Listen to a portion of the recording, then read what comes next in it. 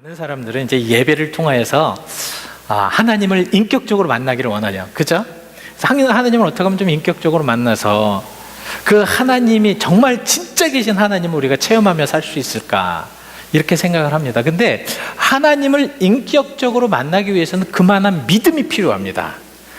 믿음이 없이는 하나님의 살아계심을 체험할 수도 없을 뿐만 아니라 하나님이 오셔서 우리에게 아무리 무엇이라고 말씀을 하셔도 우리는 그것을 알아들 수가 없기 때문에 그렇다는 것이에요. 그래서 요새 현대에는 이 믿음이 더 필요합니다.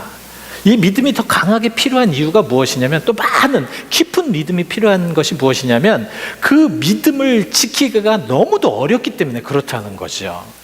그래서 현대를 살아가는 많은 그리스도인들이 믿음을 참 지키려고 굉장히 많은 애를 쓰고, 사실 여러분들도 이렇게 딱 뵈면 참 많은 분들이 믿음을 지키려고 어떻게 해서든지 믿음 안에 살려고 하시는 분들이 많으셔요.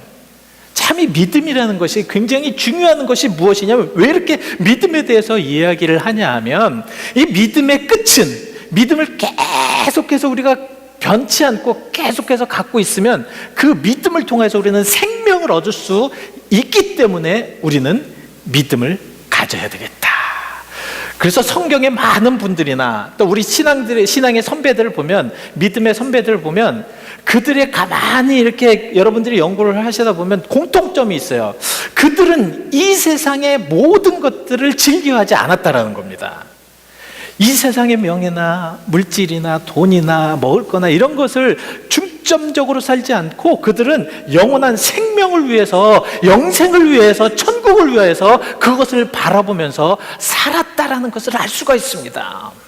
왜 그들이 그렇게 살 수밖에 없었느냐? 그들은 분명하게 그것을 알고 있었다는 거예요.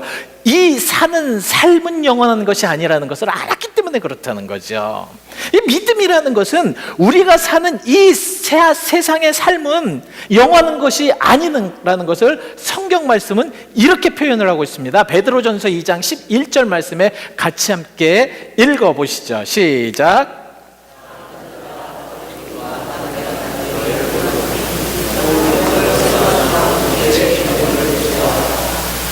너희는 뭐와 같은? 거류민과 같은. 이 거류민이라는 말은 무엇이냐면, 해외에 나가서 그냥 잠깐 해외를 방문한 사람들입니다. 그러니까 우리들의 삶은 해외에 나가서 잠시 방문한 것 같이 이 세상의 삶은 그렇다는 거예요. 나그네는 무엇입니까? 나그네는 영원히 산다는 것이 아니죠. 지나가는 사람을 나그네라고 얘기를 합니다. 그러니까 모든 믿음의 사람들은 바로 그 나그네와 같은, 거류민과 같은 그런 삶을 이 땅에서 살기 때문에, 이 땅의 것은 영원한 것이 아니기 때문에 그들의 모든 목적과 믿음을 가지고 어디를 바라보았냐면 영원한 생명을 바라보았다라는 말씀입니다. 이것이 굉장히 중요하다라는 거예요. 근데 우리가 이제 더 중요하게 생각할 것이 무엇이냐면, 이러한 영원한 생명, 이 영원한 생명을 위해서 가는 이 짧은 이 거류민 같은 나그네 길에서 우리가 잘 살아야 된다는 거예요. 이 나그네 길에서 잘못 살면 그곳에는 심판이 있고, 잘못 때문에 하나님께서 그것을 판단하시기 때문에 우리는 잘 살아야 된다는 거예요.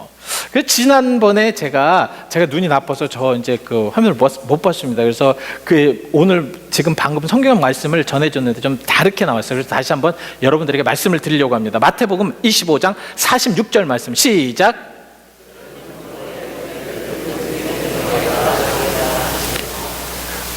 보세요. 이와 같은 자라는 것은 하나님을 믿지 아니하였던 자, 하나님께서 그들에게 모든 달란트나 귀한 것을 주셨는데도 불구하고 그 삶을 잘못 살았던, 그 인생의 나그네 길에서 잘못 살았던 자들은 멸망에 이를 것이지만 의인은 영생에 이르겠다는 하나님의 그 말씀, 예수님의 약속, 여러분 이 말씀 믿으십니까? 예? 우리가 의롭게 살면, 우리가 의로움에 살면, 그래서 하나님을 믿고 끝까지 믿음을 지켜서 끝까지 가면 그것은 영원한 생명에 이르겠다는 그런 하나님의 약속의 말씀이라는 겁니다. 바로 우리 믿음의 사람들, 믿음의 선배들은 바로 이 말씀을 붙잡고 그것을 믿고 살았다는 말씀이죠. 그래서 믿음의 사람들은 그들의 모든 종착역을 어디에다 두었냐면 바로 빌립보서 3장 20절 말씀에, 그 말씀에 두었습니다. 같이 함께 읽어보시죠. 시작.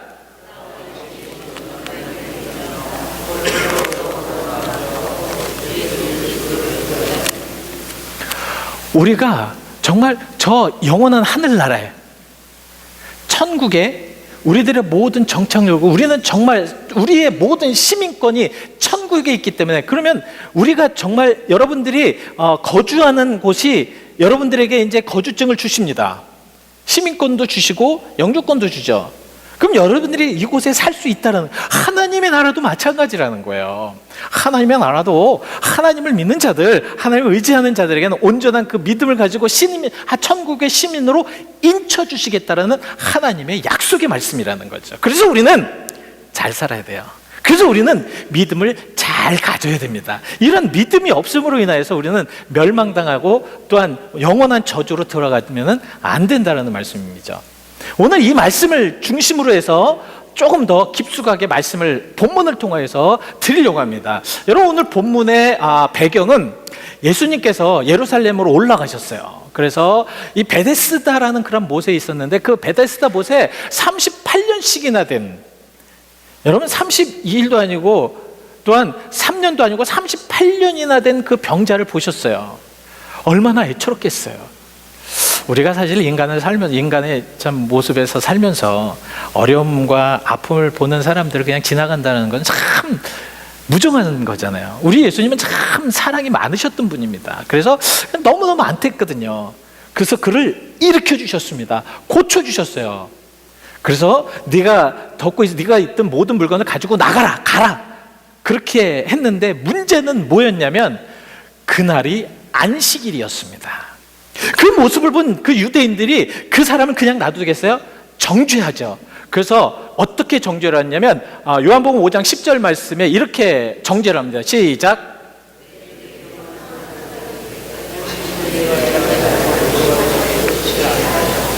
사실은 진짜 사랑 있고 믿음이 있다면 무엇을 봐야 됩니까? 그가 38년 동안 병으로 얽매여 있다가 정말 그 병으로부터 자유함을 얻은 그 모습을 봐야 되는데, 유대인들은 그것이 아니라 율법으로 정죄하기에 급급했다라는 것입니다. 그러면서 예수님까지, 그 병을 고쳐준 예수님까지 박해했다고 말씀하고 있어요. 박해했다. 박해하니까 어떻게 돼요? 예수님이 뭐라고 합니까? 내가 하나님의 일을, 내 아버지의 일을 하는데 라고 이렇게 표현을 합니다. 내 아버지의 일을 하지 않느냐, 내가 이 땅에 와서 내 아버지의 일을 하는데 라고 이야기를 하니까 이 유대인들이 더 화가 난 거예요. 안식일을 거역한 것도 굉장히 큰 죄인데, 하나님을 아버지라고 하는 그 신성 모독까지 하니까 얼마나 안타까운 표현을 하냐면, 바로 17절 말씀에 그렇게 말씀합니다. 요한복음 5장 17절 한번 읽어보시죠. 시작.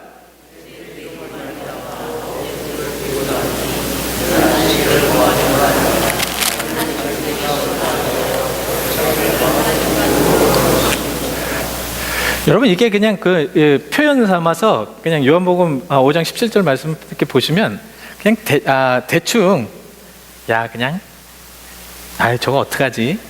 저 그냥 놔두어 말어. 저거를 그냥 저렇게 잘못하는 그냥 한번 가서 혼내줘, 이런 뜻이 아닙니다. 여러분 잘 보세요. 이 뜻은 뭐냐면, 죽일 만큼 마음에 아주 그냥 굉장히 악한 감정을 가지고 있었다는 것입니다. 왜 이렇게 될 수 있을까? 이것은 예수님을 몰라서 그렇다는 말씀입니다. 예수님은 어떤 분이십니까? 여러분, 그게 예수님이 어떤 분이시는 요한복음 1장 3절에 아주 잘 나와 있습니다. 한번 읽어보시죠. 시작.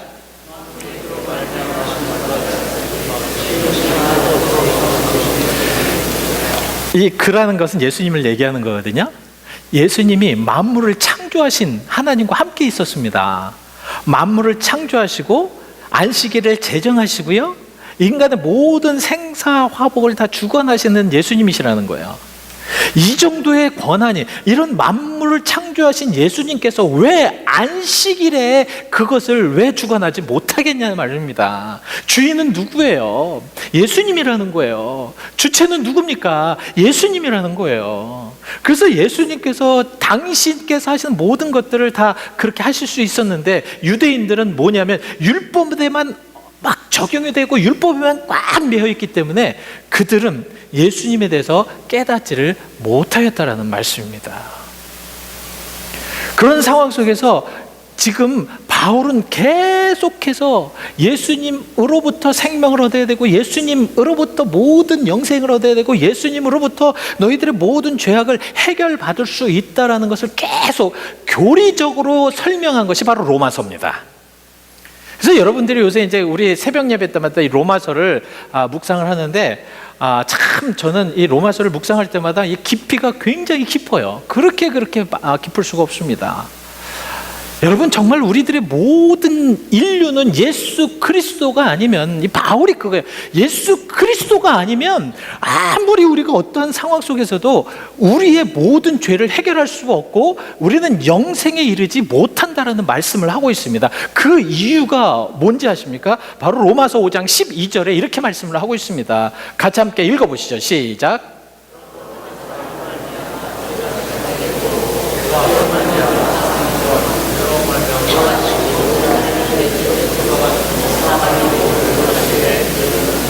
네, 이게 뭔지 아십니까? 여러분들의 이제 이거 조금 이제 교리적으로, 왜 로마서로 교리적으로 이거 조금 알아야 됩니다. 한 사람으로 말미암아 죄가 들어왔다는 것은 아담으로 말미암아, 아담 첫 사람이었던, 첫 인간이었던 아담이 죄를 짓잖아요. 불순종의 죄를 짓지 않습니까? 그래서 하나님께서는 그 죄로 인해서 무엇이 왔습니까? 사망의, 죽음에 이르도록 만드셨다는 것입니다. 그러니까 한 사람에 이르러서 모든 사람이 죄를 짓게 됐는데, 왜 죄를 짓냐면, 저거는 무슨 말씀이냐면 유전죄예요. 그러니까 아담으로부터 나온 인간의 첫 인간이 죄를 짓고 그 죄진 인간이 아기를 낳았는데 그 아기가 자기의 죄성까지 물려받은 겁니다. 그러니까 무슨 말씀이냐면, 우리 아이들, 우리 유전자를 물려받잖아요. 그죠? 그래서 뭐 우리를 닮는다든가, 아니면 목소리가 닮는다든가, 아니면 성격이 닮는다든가, 얼굴이 닮는다든가, 하여튼 무엇인가 닮지 않습니까? 영적인 것도 마찬가지라는 거예요. 죄된 인간이 자기 자식들을 낳게 되면 그 죄성까지 같이 물려받는다는 것이 바로 원죄입니다. 그래서 우리 모든 인간들은 원죄를 통하여서 저 죄를 해결하지 못함으로 인해서 멸망당할 수밖에 없다라는 말씀입니다. 그래서 예수 그리스도가 오신 거예요. 그래서 한 사람으로 말미암아 멸망의 길로 왔지만 예수 그리스도가 다시 생명을 통하여서 그를 살리겠다라는 약속으로 그렇게 오신 것이라는 말씀입니다. 이 죄로 말미암아 죽을 수밖에 없는 운명은 유대인들도 마찬가지였다는 거예요. 근데 그 당시 유대인들은 어떻게 생각을 했냐면, 자신들은 절대로 구원을 받았던, 확신을 얻었던 사람들이라는 것이에요. 왜냐하면 첫 번째, 자기들은 선민이라는 거예요. 하나님께서 선택해준 민족이기 때문에 하나님이 선택한 민족은 절대로 멸망하지 않는다라는 것들은 생각하고 있었습니다. 두 번째는, 자기들은 아브라함의 자손이라는 거예요. 그래서 그들은 그렇게 생명 구원을 얻을 수 있었다. 근데 바울은 그것이 아니라는 거예요. 그곳에는 생명이 있을 수가 없습니다. 너희들이 율법을, 그래서 그들은 율법을 어떻게 해서든지 지키면 구원을 얻을 수 있다라고 생각을 한 겁니다. 이건 불가능한 거거든요. 여러분, 10계명을 딱 지키는데 10계명을 우리 평생에 다 지킬 수 있느냐? 한 계명도 하면 못 지킬 거려? 나 외에 다른 신을 두지 말라라는 그런 10계명을 봤을 때 우리가 평생에 살면서 내 마음속에 영원토록 한 번도 빼놓지 않고 하나님을 담고 살 수 있느냐? 아니라는 거예요. 어느 때는 하나님보다 자식이 위일 때가 있고, 어느 때는 하나님보다 세상 일이 위일 수 있고, 어느 때는 하나님보다 물질과 명예가 위일 수 있기 때문에 그것은 안 된다라는 거예요.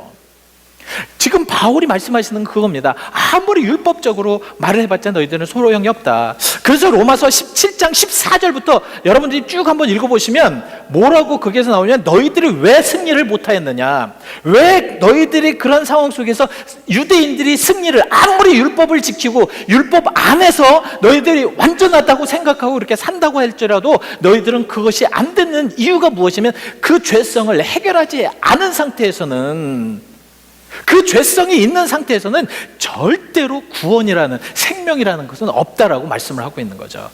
그래서 바울은 로마서 5장 18절 말씀을 하는 겁니다. 17절 말씀을 한번 읽어보시죠. 시작.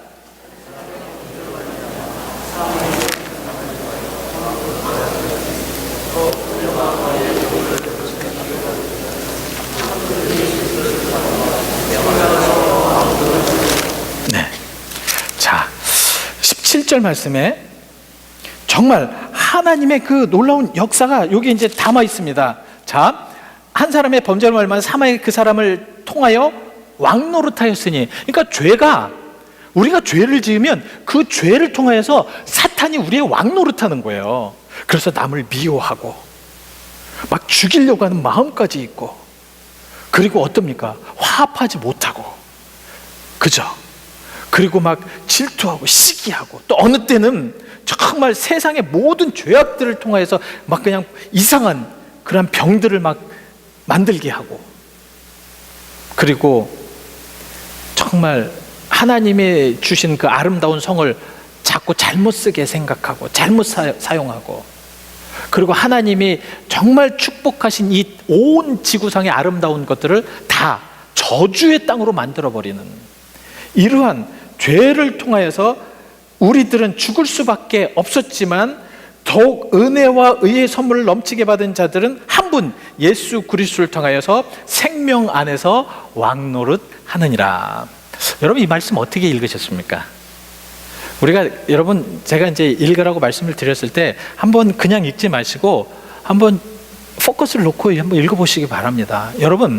여러분들을 왕노릇 시켜주시겠다는데, 어떤 왕노릇이냐면 생명 안에서 왕노릇을 시켜드리겠다라는 약속의 말씀입니다. 죽음과 저주 안에서가 아니라, 정말 죄악에서 아니라 여러분들을 생명 안에서 왕노릇 시키겠다는 하나님의 약속의 말씀, 어떠십니까? 아멘 아닙니까? 예? 아멘 아니시겠냐고요. 우리를 그런 생명 안에서 왕노릇 하겠다는 건 무엇입니까? 생명을 이기게 만드시겠다는 것입니다. 너희들이 영원한 죽음을 맛보지 않도록 만드시겠다는 하나님의 약속의 말씀입니다. 이게 얼마나 귀하고 이게 얼마나 그냥 감격스러운 말씀이냐고요. 여러분들이 이런 말씀을 묵상을 하시면서 감격이 없다면 이거는 참 이상한 거예요. 마음이 너무도 여러분들이 강팍하게 된 것입니다. 여러분, 정말 우리가 죽을 수밖에 없는 이 운명에서 하나님께서 왕노릇 시키셨다. 왕자처럼 만드셨다. 그래서 로마서는 뭐라고 말씀하니까 너희들을 양자 삼으셨다. 양자 삼으셨다. 하나님의 모습은 바로 이겁니다. 왜 이렇게 하나님께서는 이 예수 그리스도를 통해서 생명을 얻게 만들었냐? 왜냐하면 예수 안에 생명이 있기 때문에 그렇습니다. 요한복음 1장 4절 말씀을 한번 읽어보시죠. 예, 한번 읽어보시죠. 시작.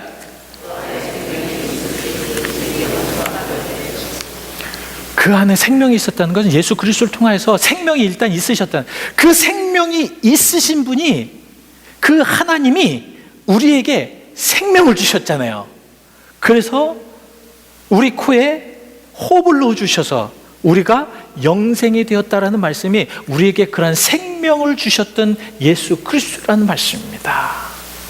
이러한 생명을 주신 예수 그리스도가 이제는 예수님을 믿고 예수님을 따르고 예수님을 온전하게 그렇게 섬기는 자들에게는 영원한 하나님 나라로 그렇게 인도하시겠다라고 말씀하신 겁니다. 요한복음 14장 6절을 그래서 여러분 다 아시는 말씀입니다. 이제 오늘 이 말씀은 여러분 외우시는 분은 그냥 한번 쫙 잘 외워보시고, 모르시는 한번 크게 한번 읽어보시기 바랍니다. 시작.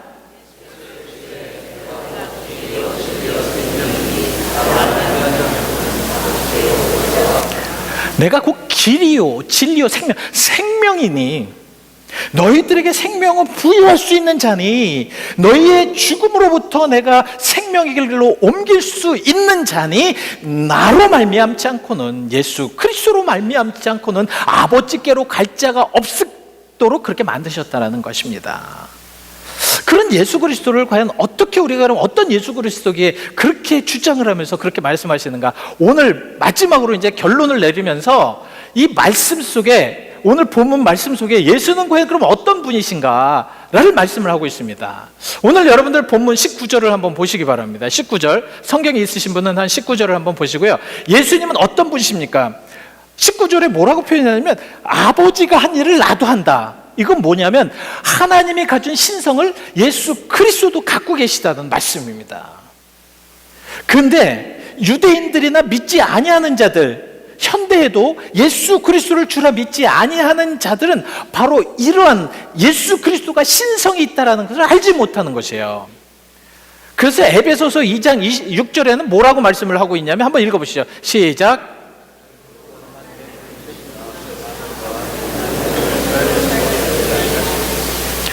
그는 하나님과 동등된 분이시고 하나님이셨지만 그 동등됨을 취하지 않으시고 낮은 자로 내려오셨다. 왜? 우리에게 생명을 허락하시기 위하여서, 우리에게 생명을 주시기 위하여서. 그래서 우리 예수 그리스도는 마땅히 우리가 생명을 받을 수 있는 그런 분이시기 때문에 우리의 생명을 위해서 예수님 쪽으로 가야 된다는 말씀입니다. 두 번째는 여러분 오늘 본문 20절을 보시기 바랍니다. 21절입니다. 21절. 아버지께서 죽은 자들을 일으켜 살림같이, 죽은 자들을 일으켜 살렸다는 것이 무엇입니까? 부활시켰다는 것입니다. 이것도 예수님께서 동참하셨다는 거예요. 부활의 동참. 예수님은 과연 어떤 분이시길래 이렇게 될 수 있는가? 여러분, 하나님은요 모든 사람들을 죽일 수도 있고 살릴 수 있다고 신명기서 32장 39절에 말씀을 하고 있습니다. 한번 읽어보시고 설명을 드리죠. 시작.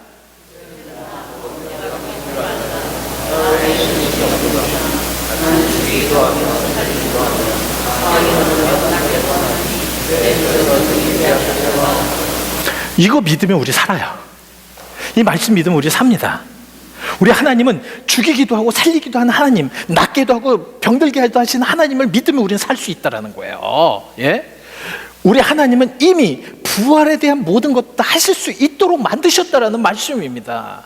그렇기 때문에 우리도 부활할 수 있는 것이라는 것을, 저 말씀을 믿기만 하면 우리는 그렇게 될 수 있다는 걸 확신할 수 있다는 거죠. 우리 이미 예수님께서는 그래서 이런 부활에 살리기도 하시고 죽이기도 하시는, 우리는 죽을 수 있지만 살릴 수는 없잖아요. 우리 힘으로 그렇게 될 수는 없잖아요. 그러나 하나님은 그렇게 할 수 있다는 겁니다. 이것이 믿어지면 그러면 우리는 그 믿음 속에서 변화할 수 있다는 말씀입니다. 그래서 여러분 정말 그 믿음을 가지고 한번 멋지게 살아보시길 바랍니다.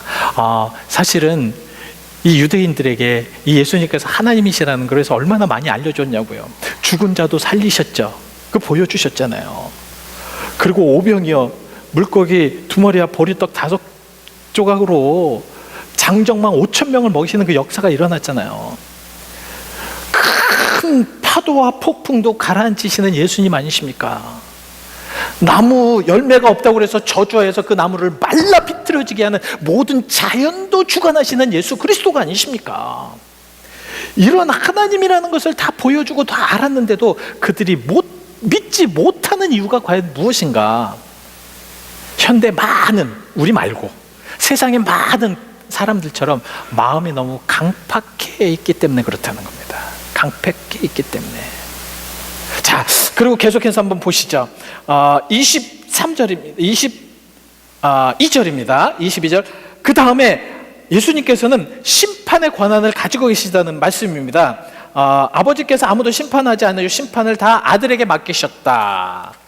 그러니까 왜 아들에게 맡기셨냐면 이 세상의 모든 나쁜 권세들과 불의한 것들과 이런 모든 것들을 그 발 앞에 복종시키시고자 예수님에게 그 심판의 기회를 주신 겁니다. 그래서 예수님께서 다 그 모든 것을 다 아우려서, 그래서 그들의 모든 것들을 다 부복하게 하시고 그 다음에 어떻게 하시느냐, 바로 고린도전서 말씀을 하고 있습니다. 여러분 고린도전서 15장 28절 말씀을 한번 보시기 바랍니다. 고린도전서 15장 28절 시작.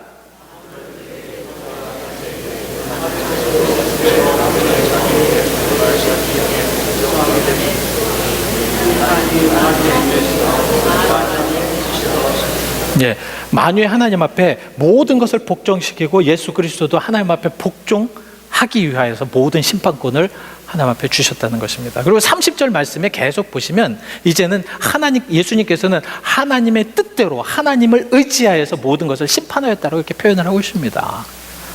여러분 어떠세요? 우리 하나님은 그 심판에, 예수님은 심판의 모든 권한까지 있다. 그리고 마지막으로 우리 24절입니다.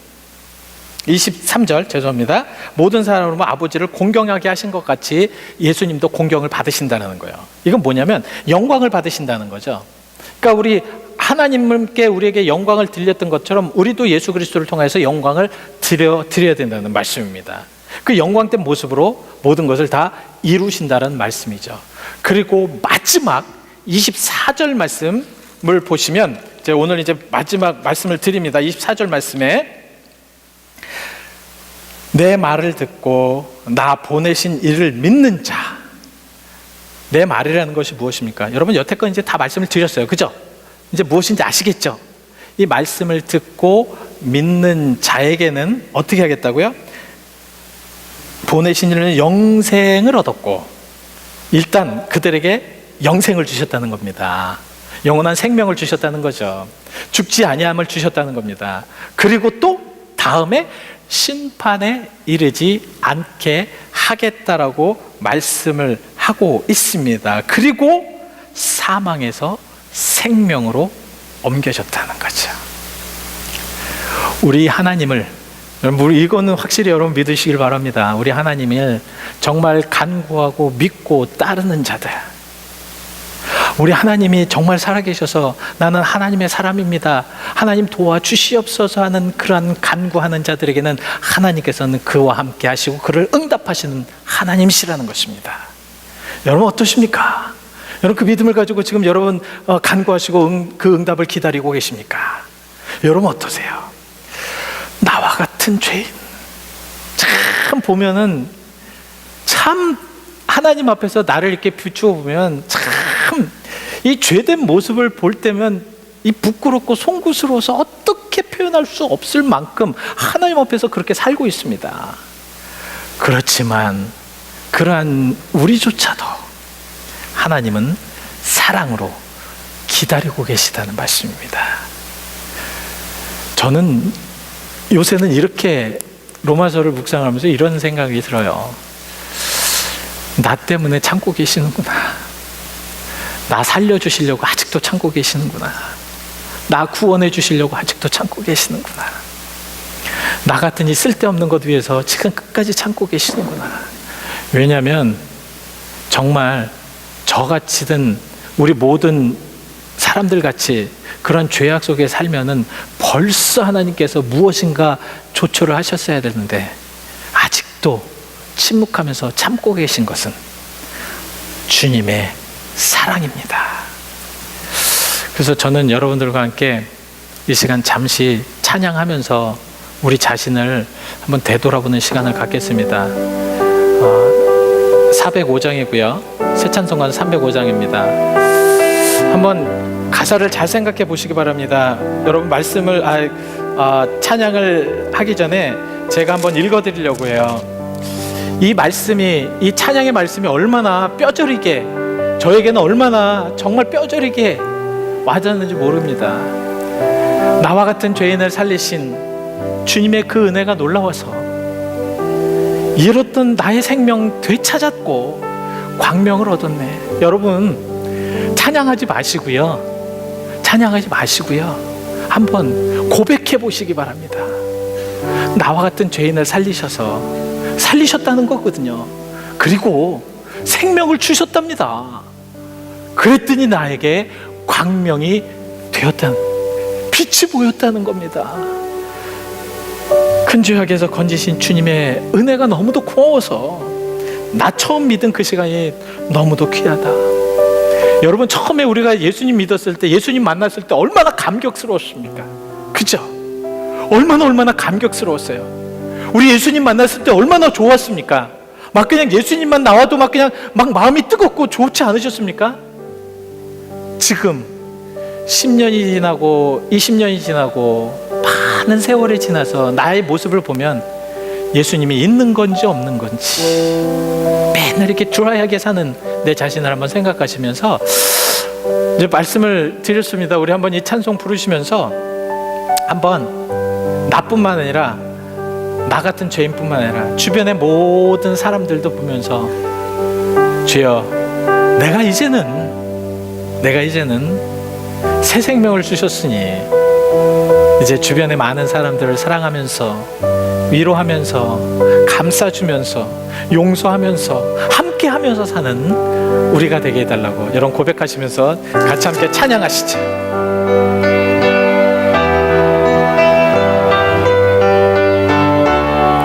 나 같은 죄인 살리신, 나 같은 죄인 살리신 주 은혜고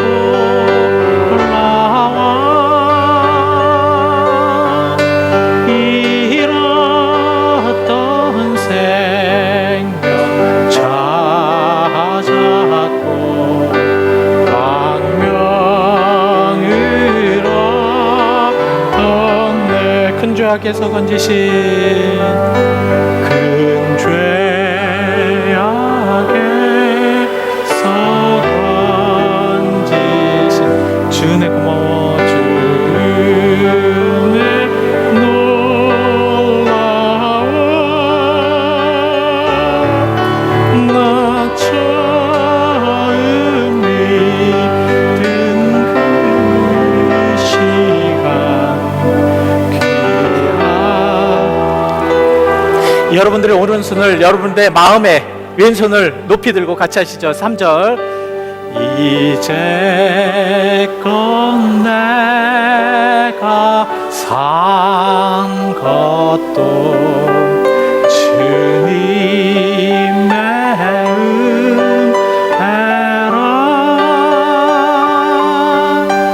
또 나를 장차 본향에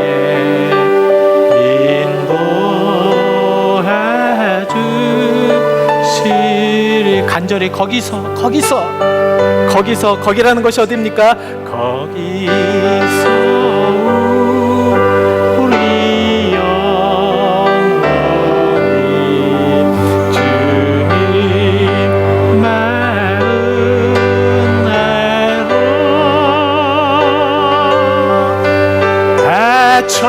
해처럼 밝게 살면서 주차. 우리 다시 한번 1절만 나 같은 죄인 살리신 1절만 같이 하시고 잠시 기도하시죠. 나 같은 죄인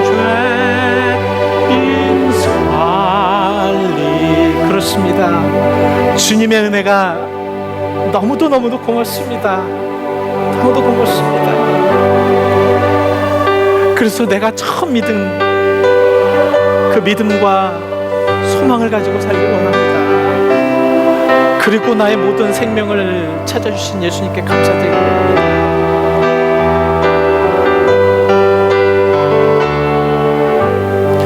여러분 오늘 말씀을 한번 잘 생각해 보시고 우리 잠시 기도하시죠. 잠시 기도해 보시죠. 우리 한번 내 자신이